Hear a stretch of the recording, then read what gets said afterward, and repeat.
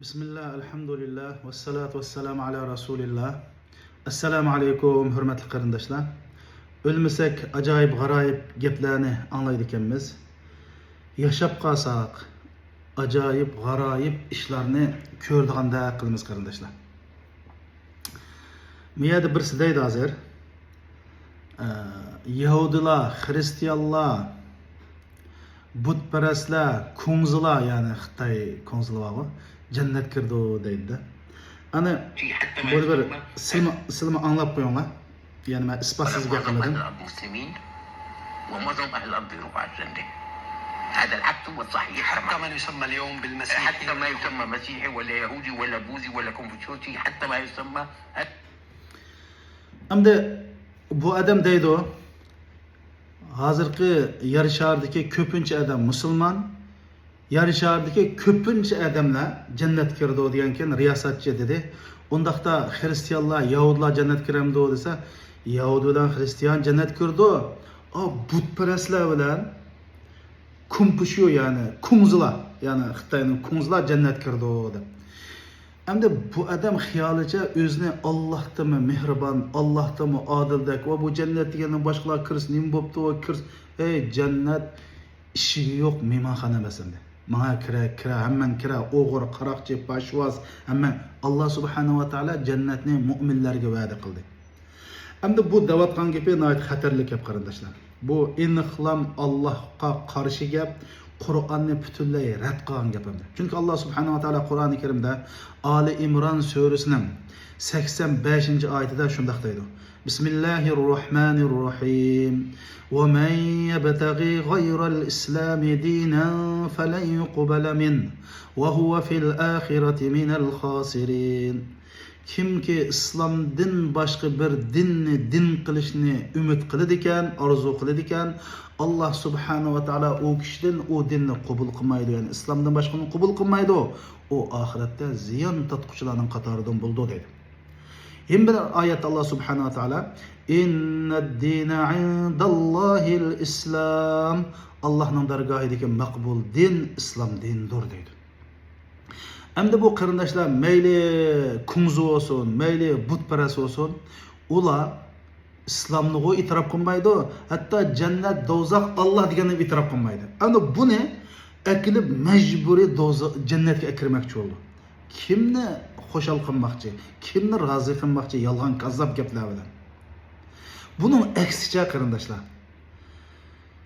Allah Kur'an-ı Kerim'de yüzlerce ayette ben razı oldum degen sahabeler. Yani Resulullah'ın Kur'an sayesinde öz kulu bilen terbiyelegen tuncu Kur'an evlatlarını İslam'ın yemirilmez sipili olan sahabelerini nem deyipse bula kafir dozak kirdeydim.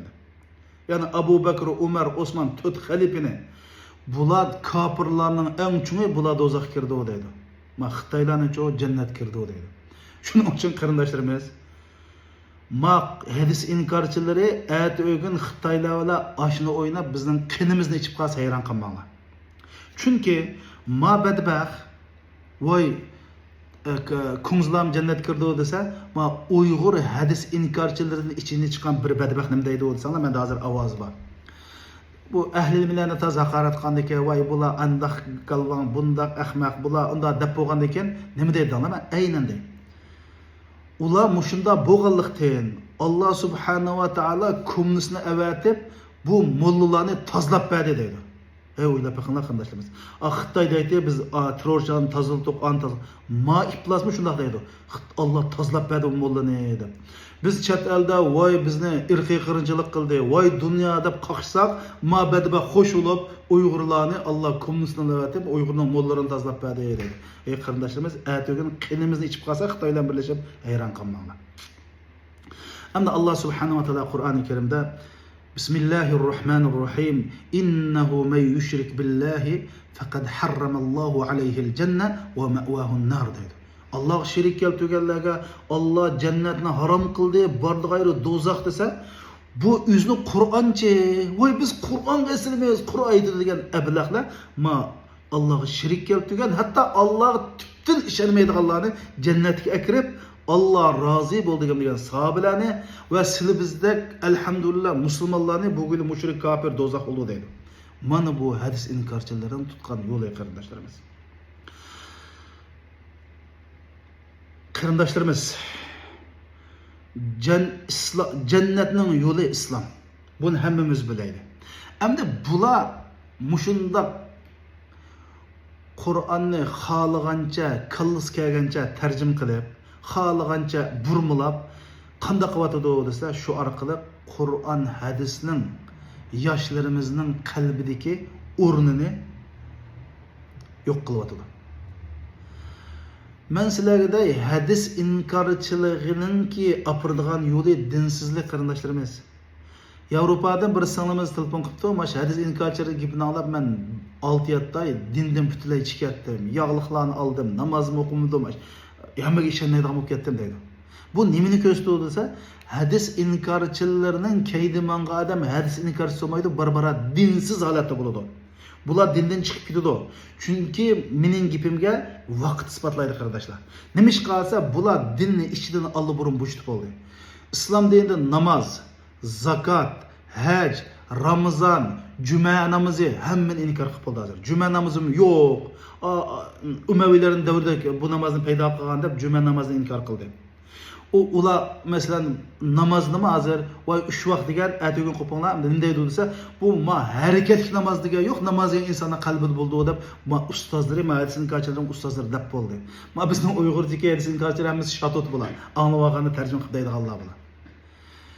Tunguz güçünü halal deb bo'ldi qarindoshlarimiz. Voy eshak güçünü halal deb jurasizlar. Ma hadisning ko'chirgan ustozlari hozir voy tunguz güçüm halal, o Qur'onda tunguz degan gap asla bu tunguz emas, tunguz degan gap emas deb bo'ldi. Tahi en vahshiy gapdan birinde qarindoshlar.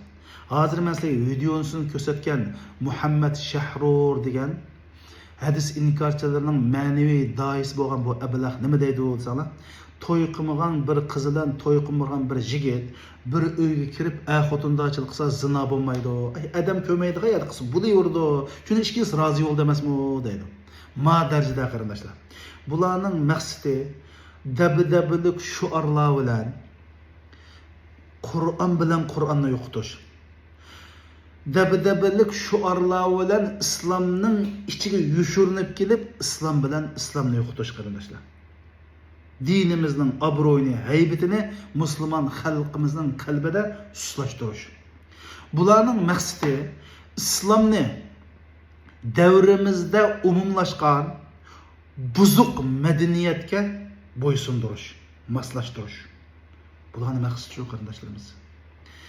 Shuning uchun Allah subhanahu va taolaninki Qur'oniga Peygamber Aleyhisselam qanday tushungan bo'lsa shu bo'yicha Peygamber Aleyhisselam sahabelarni shundoq Qur'on bo'yicha tarbiyaladi, sahabelar tabiinlarni tarbiyaladi, tabiinlar tabiin tarbiyaladi. Tabiinlarning qo'lidan andikan 4 mazhab egillari tarbiyalandi, 4 mazhab shakllandi. Ular bizga dinni eng to'g'ri shaklda tushunadi dedi. Mushta qilib 1400 yilning birisi ahli sunna val jamoa bo'lib to'g'ri yo'lda ketib boramiz. Ma ablahlar nima deydi o desanglar, Peygamber Aleyhisselam o'ylab ketiblar, butun sahabelar ezib ketgan, biz shu sahabelarning ezib ketgan dinni biz bilib oldik, biz shu to'g'ri yo'lga akirimiz deb javob chiqyapmiz deydi ma ablahlar. Manda bir aqlsiz, ruhiy jihatdan kasal bu odamlarningki qarindoshlarimiz bu ishiga sal qarashga bo'lmaydi. Bular hozir ajoyib, ya'ni g'aroyib gaplarni qilishga boshladi. Buningdan keyin men dedim-ku, atog'in bizning qip-qizil dushmanlarimiz bilan birlashib, oshni o'ynab qolsa hayron qolmanglar, qinimizni ichib qolsa hayron qolmanglar, chunki bularning yarashadagi birdan-bir dushmani biz qarindoshlar. Ular dunyodagi har qanday kofir bilan ak-uka, och-singil bo'lib, oshni olib o'ynay oladi. Mama gibim sil obdan diqqat qilmoqchiman. Har qanday kofirlar chiqisha oladi, birdan-bir chiqisha olmaydigini biz.